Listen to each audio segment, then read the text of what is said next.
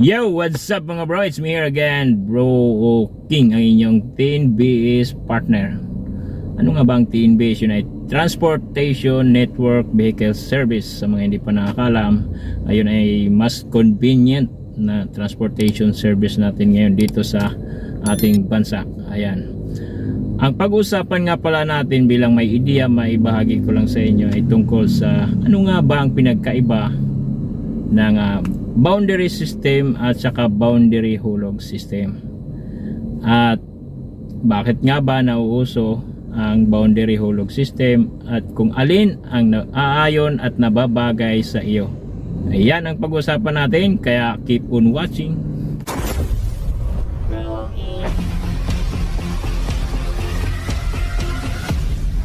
Ayan ang mga bro, una natin pag-usapan ay tungkol sa boundary system. Kung bakit tinatawag siyang boundary system? Dahil kung ikaw ay isang driver, ipagmaniho mo yung sasakyan ng isang operator. Sino nga ba si operator? Yun ay car owner at yung kanyang sasakyan ay rehistrado sa TNC or Transportation Network Company, which is Grab, Joyride at iba pa.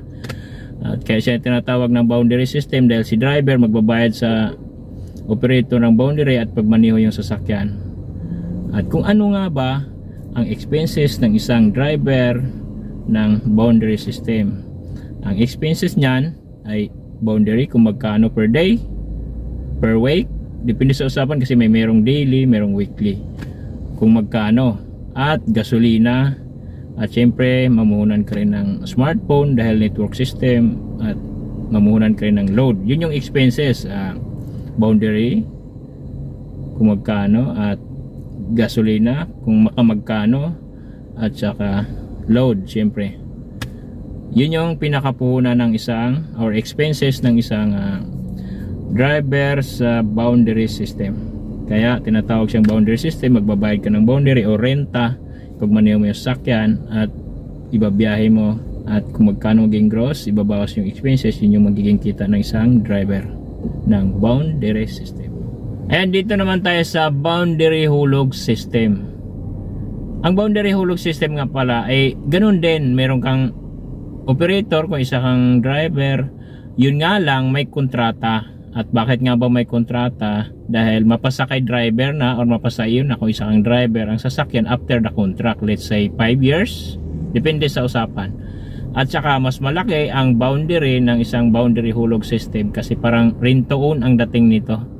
At saka mas maraming expenses si driver kapag ka boundary hulog dahil siya na ang magre-renew ng ibang papers like comprehensive insurance, change oil, at palit ng gulong, at kung ano pang ibang maintenance ng sasakyan, at kay driver na yon kasi mapasa kanya na yung sasakyan after ng kontrata. Kaya kung sa boundary hulog ka, mas marami ang expenses or mas malaki ang magiging expenses nito. At bakit nga ba nauso ang hulog boundary system dito sa TNBS? Ayan, isa sa mga dahilan dyan ay kapag ang isang operator, at isa na ako doon, pag naglabas ka ng sasakyan ay limitado magiging activated sa isang transportation network company. Sa ngayon, mula pagkabago ay hanggang 7 years lamang. Kaya naisip-isip ng ilan ay gawin na lang business strategy ang pagpapahulog boundary. At same time makakatulong na rin sa mga driver na nangangarap na magkakaroon ng sasakyan after the contract. Kaya nauso ang hulog boundary system. Yan mga bro, dahil napag-usapan na rin natin tungkol sa kung anong pinagkaiba ng boundary system at saka boundary hulog system, at kung bakit nauso ang boundary hulog, ano?